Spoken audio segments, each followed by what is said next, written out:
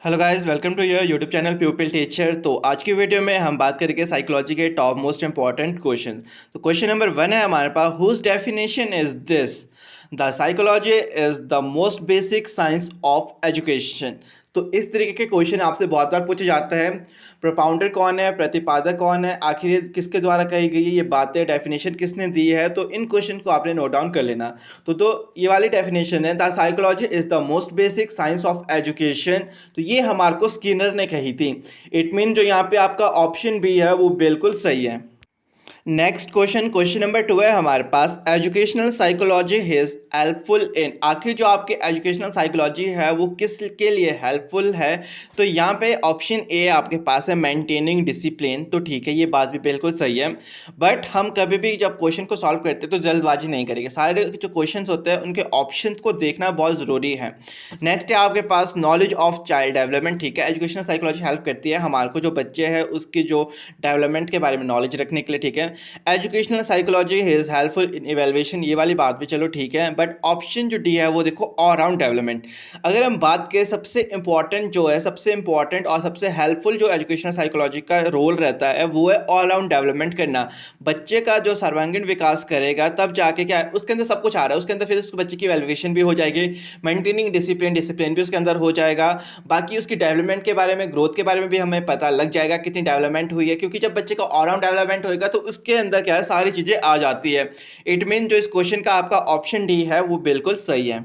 Next question है आपके पास, which of the following method is considered as the most scientific and objective method of studying behaviour. देखो, जब भी आपके पास कभी भी ऑब्जेक्टिव मेथड के बारे में पूछा जाए, आखिर ऐसा कौन सा मेथड है जिसमें कि एक ऑब्जेक्टिव टाइप क्वेश्चन पूछे जा सकते हैं, जिसमें कि ऑब्जेक्टिव तरीके से आप क्या है, एक पर्सन का जो बिहेवियर है उसको पढ़ सकते हो, जान सकते हो, समझ सकते हो। तो उसके लिए सिर्फ आपके पास एक मेथड है, वो है सर्वे मेथड। क्योंकि ऑब्जर्वेशन जो मेथड है वहाँ पे आप ऑब्जर्विंग कर रहे हो किसी को देख करके अपनी आंखों के द्वारा, ठीक है। तो वहाँ पे कोई ऑब्जेक्टिव मेथड नहीं कहलाएगा। अगर हम एक्सपेरिमेंटल मेथड की बात कर रहे हैं तो वहाँ पे एक प्रयोग हो रहा है। जब प्रयोग हो रहा है वो भी हमारे एक ऑब्जेक्टिव मेथड नहीं कहलाएगा। अगर हम केस स्टडी मेथड की बात करते हैं तो केस स्टडी मेथड भी आपका ऑब्जेक्टिव नहीं है, क्योंकि वहाँ पे हाँ ना में तो बात होगी ही नहीं। जब आप जाओगे किसी की डीप स्टडी करोगे, यानी कि वहाँ पे आप गहराई तक जा रहे हो, किसी बच्चे के घर तक जा रहे हो, सबसे पूछ रहे हो। बट जो सर्वे मेथड है वहाँ पे थोड़ा ऐसा है कि वो एक ऑब्जेक्टिव मेथड कहलाता है। तो यहाँ पे आपका ऑप्शन सी बिल्कुल सही है।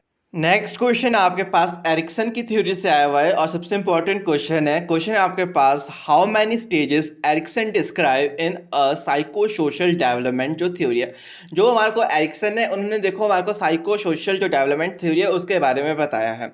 तो उसमें आखिर कितने स्टेजेस के बारे में बताया है, तो हमारे को 8 स्टेजेस के बारे में बताया है। यानी कि जो यहाँ पे आपका ऑप्शन नंबर सी है वो बिल्कुल सही है। जब भी एरिक्सन की बात होती है तो हमेशा याद रखना, एरिक्सन ने हमारे को जो हमारे पास 8 स्टेजेस है उनके बारे में बताया। क्योंकि यहाँ से ज़्यादा स्टेजेस के बारे में पूछा जाता है। जो आपके पास कोलबर्ग है, आखिर उन्होंने कितने स्टेजेस दिया है, प्याजे है उन्होंने कितने स्टेजेस दिए। तो इस तरीके के क्वेश्चन ज़्यादातर आपसे पूछे जाते हैं थ्योरी से। नेक्स्ट क्वेश्चन, ये भी आपका सबसे इंपॉर्टेंट क्वेश्चन है और प्रीवियस ईयर में 2-3 बार पूछा गया है। अर जीन्स आर कंपोज्ड ऑफ। तो जब भी जीन्स के बारे में बात हो रही है, अर जीन्स, तो ये आपके पास जो यहाँ ऑप्शन ए है वो बिल्कुल सही है, DNA. Uh genes are composed of DNA.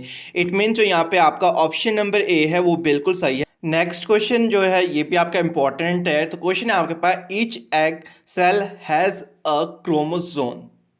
तो यहाँ पे जो आपके पास ईच सेल है उनके बारे में बात की जा रही है। हर एक सेल में कौन सा क्रोमोसोम होता है, तो उसमें आपके पास एक्स, जो एक्स क्रोमोसोम है वो होता है। क्योंकि जो एक्स क्रोमोसोम है वो आपके पास मेल में भी होता है और फीमेल में भी होता है। इट मीन जो यहाँ पे आपका ऑप्शन ए है वो बिल्कुल सही है और ये क्वेश्चन आपका प्रीवियस ईयर में बहुत बार पूछा गया है। नेक्स्ट क्वेश्चन है आपके पास, डेलिक्वेंसी इज ऑफन एसोसिएटेड विद। आखिर जो डेलिक्वेंसी है वो किस कारण हो रही है, यानी कि जो अपराध रहित बालक होते हैं, जो अपराध करते हैं, वो किस कारण करते हैं, आखिर उसके पीछे का रीज़न क्या है कि जो बच्चा है वो अपराध करने लग जाता है, जो जुर्म है वो करने लग जाता है।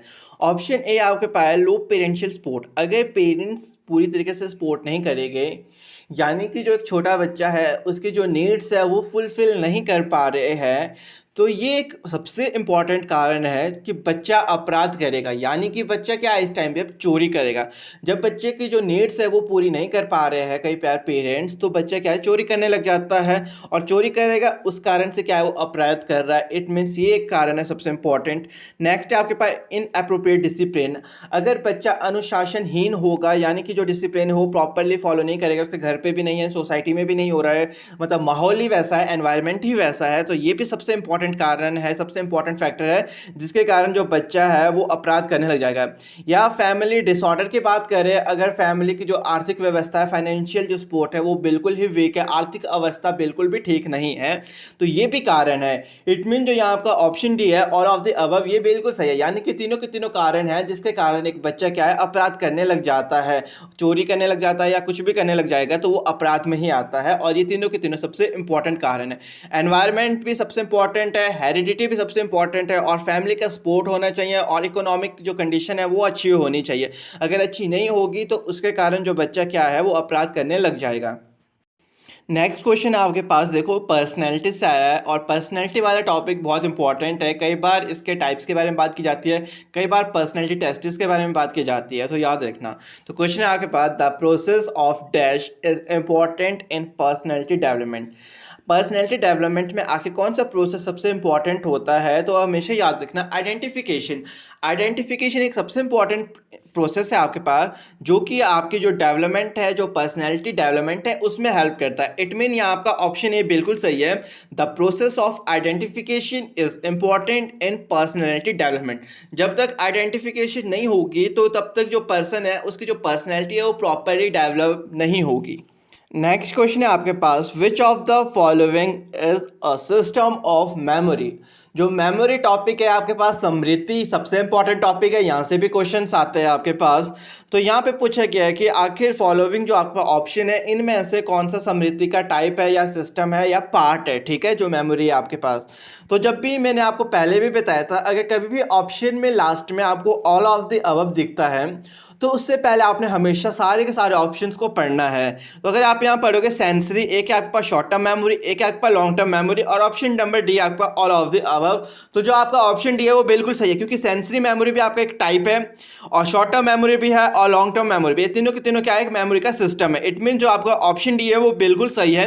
जब भी आपके पास लास्ट में ऑल ऑफ द अबव दिखता है तो ये रूल हमेशा याद रखना, सबसे पहले सारे के सारे ऑप्शंस को देखना, क्योंकि कई बार ऐसा होता है कि हम स्टार्टिंग का ऑप्शन देखते हैं कि सेंसरी मेमोरी ठीक है, टिक लगा लेते हैं, बट कई बार ऐसा होता है कि लास्ट में ऑल ऑफ द अबव भी होता है, जिसकी वजह से हमें क्या कई बार धोखा लग जाता है। नेक्स्ट क्वेश्चन ये भी हमारा मेमोरी से है, स्मृति से। तो क्वेश्चन है आपके पास the first stage of memory is, आखिर जो स्मृति है उसकी सबसे पहली स्टेज क्या है, या सबसे पहला लेवल क्या है, या उसका प्रोसेस किस तरीके से चलता है। तो आपको याद रखना है एनकोडिंग सबसे पहला लेवल और सबसे पहली स्टेज है, क्योंकि जब भी हमने किसी चीज़ को ग्रहण करना है, मतलब कि कोई चीज़ हमने अपनी मेमोरी में स्टोर करनी है, तो उससे पहले हमें उसको ग्रहण करना पड़ेगा, यानी कि एनकोड करना पड़ेगा कि आखिर दूसरा पर्सन कर क्या रहा है, वो बताना क्या चाह रहा है, किस तरीके से वो बता रहा है, हम किस तरीके से उसको एनकोड करें अपनी मेमोरी में। क्योंकि हमारे पास देखो बहुत सारे टॉपिक्स होते हैं, बहुत सारे कॉन्सेप्ट्स होते हैं, तो हम उन कॉन्सेप्ट्स को पूरा डीपली जाके पढ़ते हैं सबसे पहले, फिर उसके बाद हम देखते हैं कि हमने क्या चीज़ किस तरीके से ग्रहण करनी है, क्योंकि किस तरीके से हम याद रख सकते हैं उस तरीके को हम यूज़ करते हैं। इट मीन जो सबसे पहले हम करते हैं वो एनकोडिंग ही करते हैं, किसी भी चीज़ को याद करने के लिए, लर्न करने के लिए, या अपनी मेमोरी में स्टोर करने के लिए। तो यहाँ आपका ऑप्शन नंबर ए बिल्कुल सही है। नेक्स्ट क्वेश्चन, ये वाला क्वेश्चन भी आपके पास मेमोरी से पूछा गया है। क्वेश्चन है आपके पास duration of short term memory. तो जो आपकी शॉर्ट टर्म मेमोरी है, आखिर उसकी जो लफ्ज़ी है या उसकी जो ड्यूरेशन है वो कितनी होती है। तो ग्रेटर देन 2 सेकेंड होती है और लेस देन 20 सेकेंड, यानी कि 20 सेकेंड तक आप जो इन्फॉर्मेशन है उसको होल्ड करके रख सकते हो अगर वो शॉर्ट टर्म मेमोरी में। तो यहाँ आपका ऑप्शन भी बिल्कुल सही है, यहाँ पे 20 सेकेंड आपका बिल्कुल सही जाएगा। अगर कई बार ऐसा होता है less than 2 second, sorry greater than 2 second और लेस देन 20 सेकेंड, तो आपका बिल्कुल सही जाएगा, यानी कि 2 सेकेंड से ज़्यादा और 20 सेकेंड से कम तक ही आप जो है शॉर्ट टर्म मेमोरी को याद रख सकते हो, यानी कि उसकी जो ड्यूरेशन होती है वो इतनी होती है 2 सेकेंड से लेकर 20 सेकेंड तक। तो यहाँ आपका ऑप्शन जो बी है वो बिल्कुल सही है। नेक्स्ट क्वेश्चन है आपके पास mentally retarded people have the IQ range from 25 to 39 are known as. जो आपके मेंटली रिटार्डेड जो बच्चे होते हैं उनकी जो आईक्यू रेंज है 25 से लेकर 39 तक, वो किसके अंदर आते हैं? तो वो आपके आता है सेवर मेंटली रिटार्डेड, यानी कि जो आपका ऑप्शन सी है वो बिल्कुल सही है। इस कॉन्सेप्ट के बारे में हम ज़रूर बात करेंगे, क्योंकि जो आपके पास चिल्ड्रंस है उनकी डिसेबिलिटीज़ हो गई, डिसऑर्डर्स हो गए, गिफ्टेड स्टूडेंट हो गए, डेलिक्वेंट चिल्ड्रंस हो गए, इससे रिलेटेड आपके पास हर साल क्वेश्चंस आते हैं। और ये सबसे इंपॉर्टेंट टॉपिक है आपके पास साइकोलॉजी सेक्शन का, क्योंकि जब आप एक टीचर बनने जा रहे हो तो आपको बच्चे के बारे में सब कुछ पता होना चाहिए, और ये टॉपिक आपको सबसे ज़्यादा हेल्प करता है बच्चे के बारे में पढ़ने के लिए। नेक्स्ट क्वेश्चन है आपके पास, who propounded the projective method?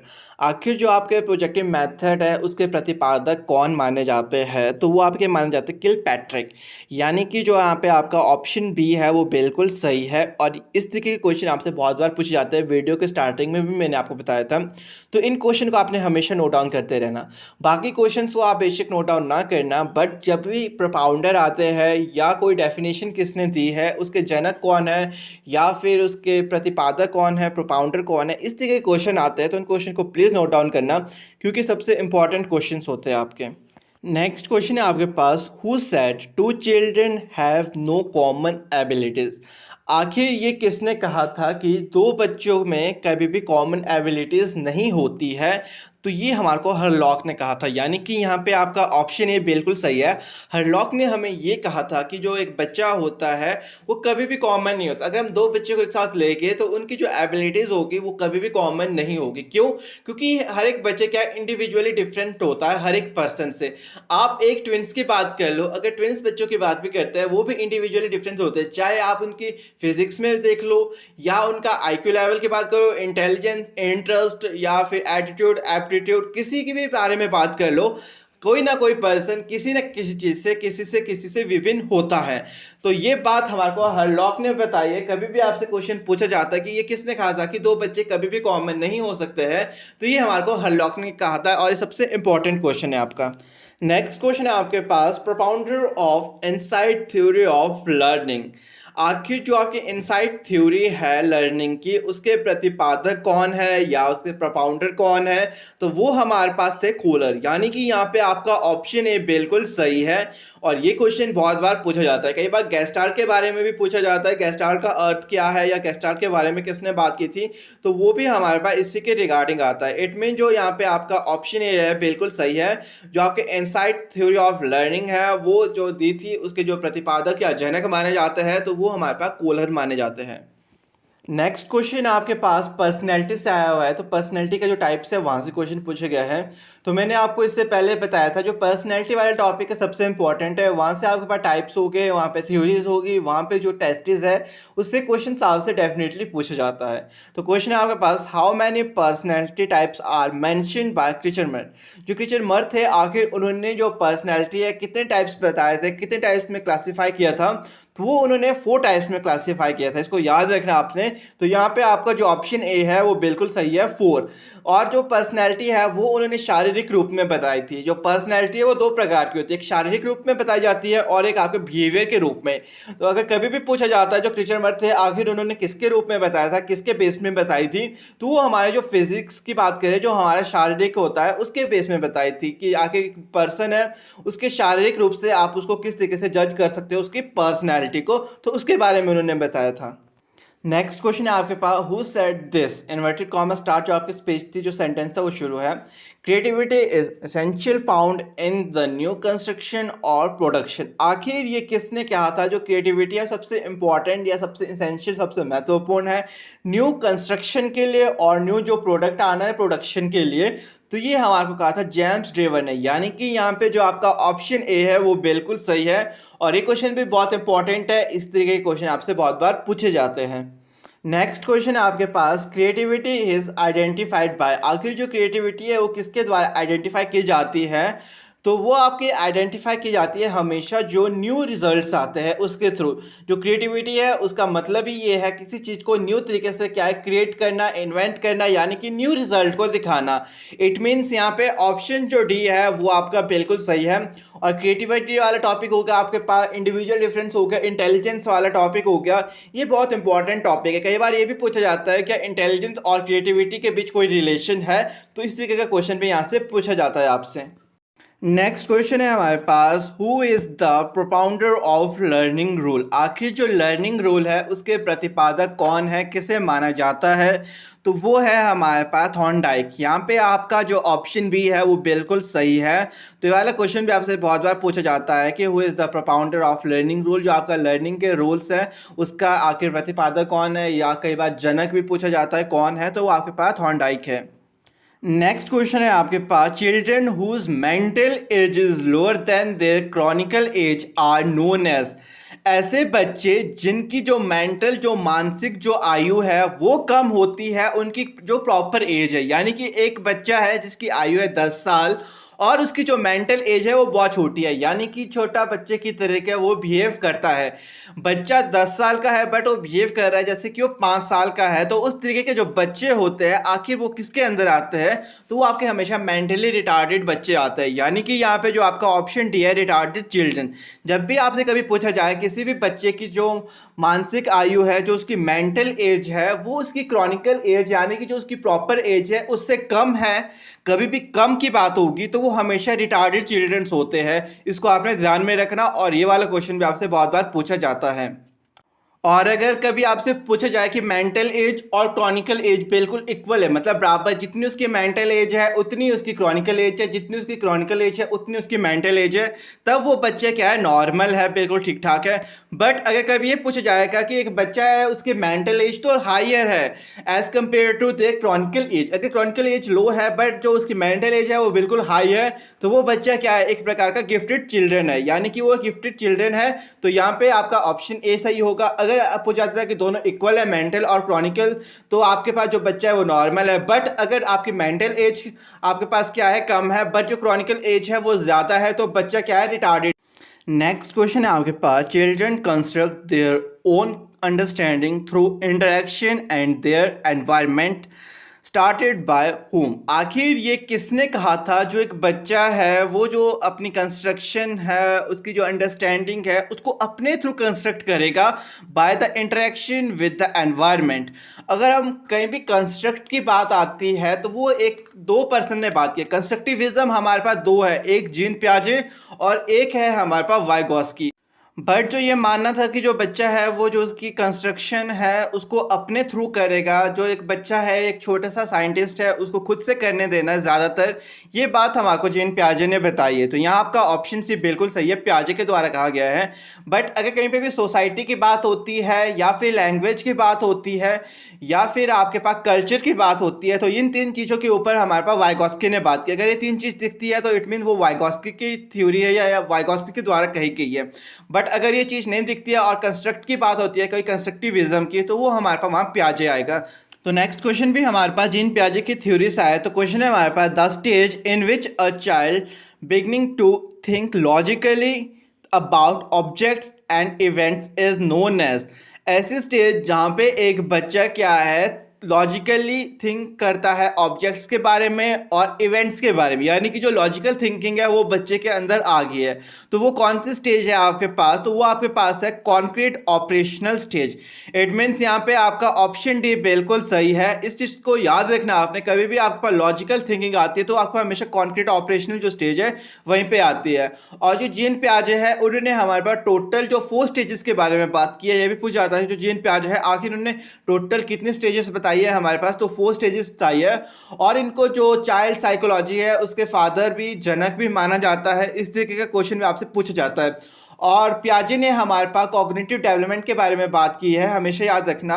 और कॉग्निटिव डेवलपमेंट हमेशा आपकी इंटेलिजेंस डेवलपमेंट के रिलेटेड है। कई बार पूछा जाता है आपसे कि कॉग्निटिव डेवलपमेंट का आखिर किसके साथ कोरिलेट करती है, तो वो आपकी इंटेलिजेंस डेवलपमेंट के साथ होता है। नेक्स्ट क्वेश्चन सबसे इंपॉर्टेंट क्वेश्चन और आज की वीडियो का लास्ट क्वेश्चन है आपके पास। तो क्वेश्चन है आपके पास, what is the IQ of a child whose mental age is equal to the Chronicle age. तो यहाँ पे आपने बच्चे की क्या है IQ निकालना है। आखिर एक बच्चा है उसके IQ लेवल कितना है जिसकी मेंटल एज भी बराबर है और क्रॉनिकल एज भी बराबर है।